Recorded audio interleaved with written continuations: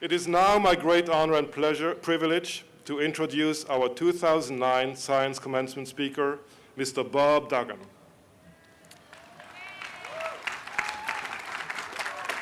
Bob is an alumnus of UC Santa Barbara who studied economics with the class of 1966. The founder of several very successful businesses, he has been described as the consummate businessman and more recently, a philanthropist. Bob has many truly admirable qualities, including being an extremely hard worker who puts 150% into everything he does. In fact, he has been working since the age of 10. His life story is a testament to the value of education. Bob says that UC Santa Barbara was his launching pad, a place where he made connections with important peers that continue this day. He collaborated with some of these college friends in starting his first business venture while he was still a student. And years later, Bob teamed up with another UC Santa Barbara alumnus on a company called Computer Motion, now Intuitive Surgical, that revolutionized computer-aided and robotic surgery using technology developed right here at UC Santa Barbara. Bob's education helped him develop an ability to think and reason, which has been fundamental in his success, together with his drive and competitiveness. An important part of that success is his desire to work for the greater good and to have an impact through giving. Bob's daughter, Desara, and his family are here today, and I welcome them. Trish, his wife, and Bob have expanded their impact as excellent parents and have grown their family by adopting 6 children. They both believe strongly in the importance of giving of their time and talents, as well as their money. They are generous contributors to a number of important causes at UC Santa Barbara, including the sciences and engineering, athletics, as well as the Tibetan Studies program. Please join me in welcoming Bob Duggan.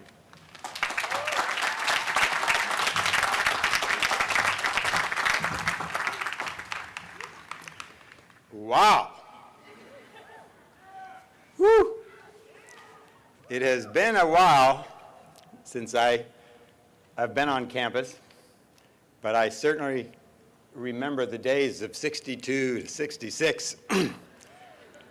The girls were almost as beautiful. The guys are a little more handsome. The surf was fantastic. We learned quickly that if we ate everything they served at the cafeteria, you'd quickly add 10 or 15 pounds to your body. None of us recognized at that time the power of the education we were receiving. More than just the academics was the camaraderie, fellowship, and the backup and support of students. As you went into an exam, charged with the idea that you would pass it with flying colors, walked out wondering what subject was that. I think we invented that saying, "Oh my God." But Friday and Saturday night salved the wounds of the sorry who had not quite studied hard enough.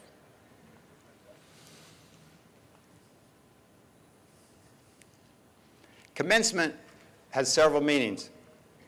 One is a day of celebration for the 4 years plus a few that you have spent dedicated to a purpose of achieving your degree. Commencement also means a new beginning. So graduates of the class of 2009 in math, life science, and sciences, today marks a new beginning for you. You will have questions that other graduates from around the world, all over the world, will be asking. What now? does life hold for me? What is it I have learned? What is it that I'm going to do? I can assure you 10 years from now, whatever you think today, it'll be a bit different, because that's the way life rolls. Be prepared to adjust and improvise, to recognize that defeat is a stepping stone. Be humble in your successes, and always give honor to those that came before you and provided you the hard-won knowledge that you now use to make your own success. Life has multiple platforms. It's not just about you. I take an analogy from the human body. I recently took over as CEO of a Northern California biotech company. Quite frankly, it was on a collision course to disaster. That's why it was available for me to take over. But I recently learned from a book, How We Work by David Macaulay, that the human body is comprised of 75 trillion, it's with a T, cells. I'm sure you've not met each one of them. It would be a challenging task if you had to. But did you know that each one of your cells operates as a gift from its DNA with a pattern of action? You could call it a hat write-up, a job description. Every single cell has a job to do. And every single cell lives within the community of those other cells. Much like life with you on campus, off campus, and the life you will step into, you are connected. Life is a very symbiotic relationship. And these cells coordinate with one another, and they communicate with harmony. And underneath these cells, which was only discovered within the last 100 years, are the raw material called atoms. The body's comprised of 24 atoms, 4 of which make up 95% of your body. Oxygen, carbon, nitrogen, and hydrogen. You have 5 trillion atoms in motion constantly, all the time. Atoms comprise energy. Your body, therefore, is always in motion.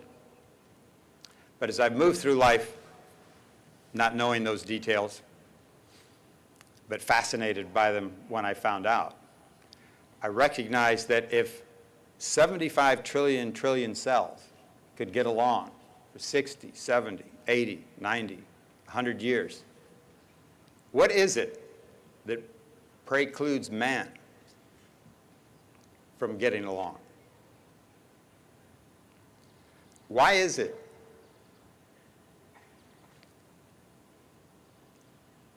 that man, when he runs low on the energy of communication, trades bullets for words? Why is it that some of us are wealthy, others today live in poverty? What I would like to share with you, with the knowledge that you have gained and the study you have done, by applying your minds and your attention to gather scientific knowledge, leveraging Francis Bacon's formula of advancement called the scientific method, where you observe a problem, you postulate a solution, you experiment, you observe, and you come to your conclusions. I would like you to apply that scientific method to a breadth of life, not just your job, but apply it to your family, apply it to your relationship with others, and ask, why hasn't science with its unbelievable ability to solve the problems of the material universe and uncover the secrets of nature, why hasn't it turned its attention to problems such as I just mentioned? Poverty, insanity, criminality. Why not? And if it did, what might that outcome be? If that was your intention, Jules Verne, a great scientific writer, in 1865, sprang forth with the idea from Earth to moon. Now, I don't think many people were smoking marijuana during that time. But if they were, they would have said, where is he coming from? And 100 years later, we landed on the moon. Why can't we now, perhaps 100 years later, land in an environment extraneous, external to our body, that is just as harmonious as the very body we live in? We are but a small group, 7 billion. Nothing compared to ourselves. In fact, your human body generates 2 million cells per second, 120 million per minute. Within 10 minutes, there'll be more cells generated by each one of you than there are beings on this planet. Let's call it a day for the lack of interest and willingness to get along with our fellow beings.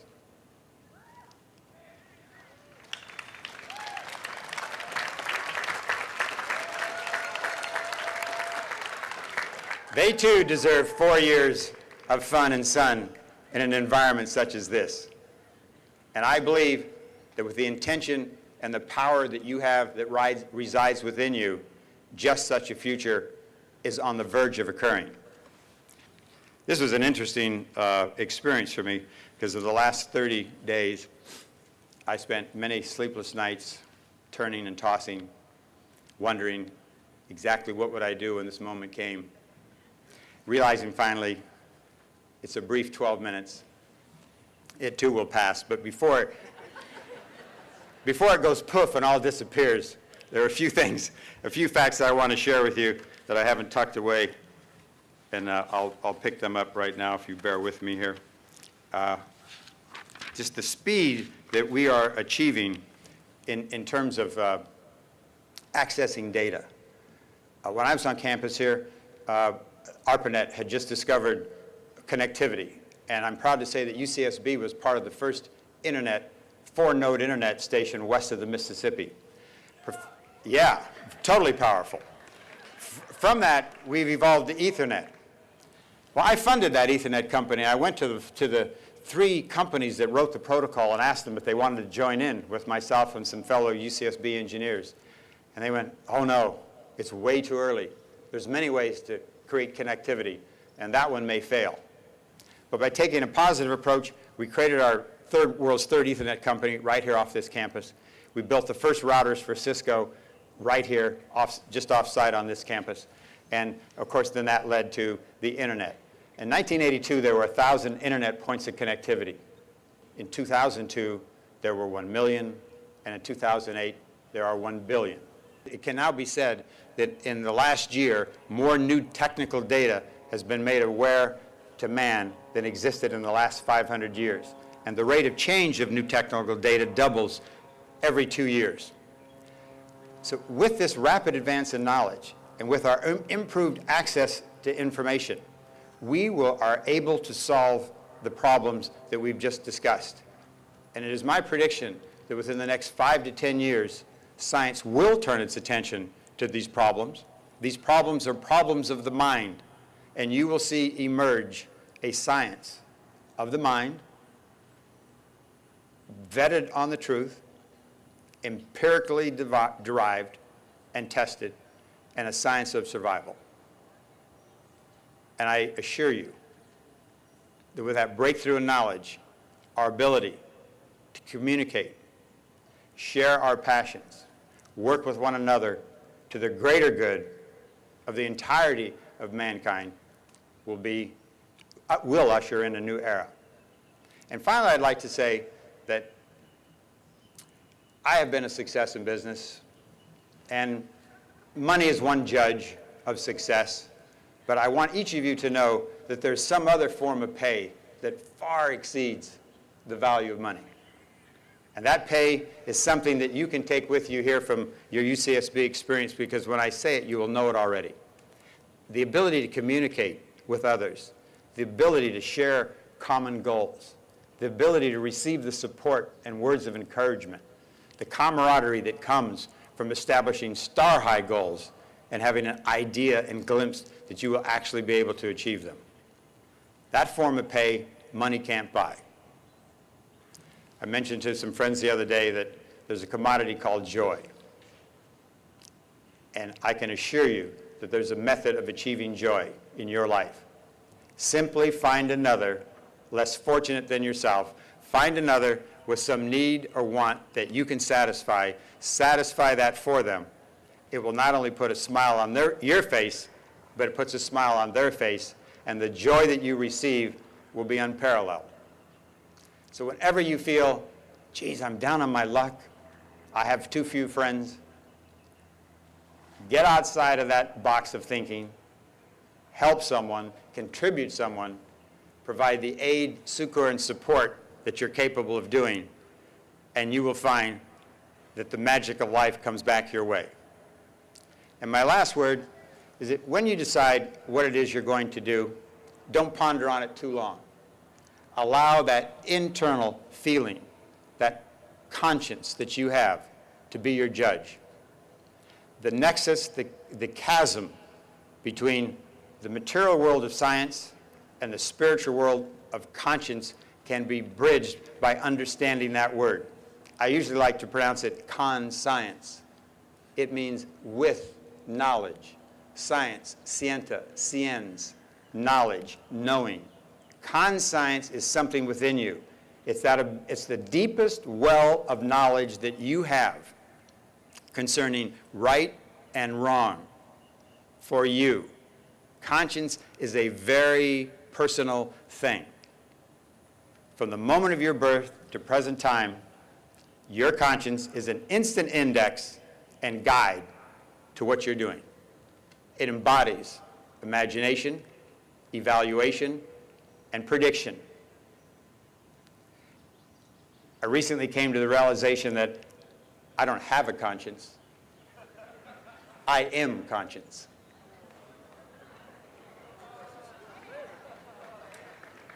And so are you.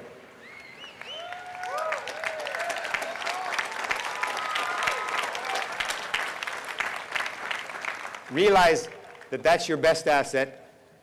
Make the most of it. Carry on as you leave this campus in body, but never leave it in conscience. Always stay connected.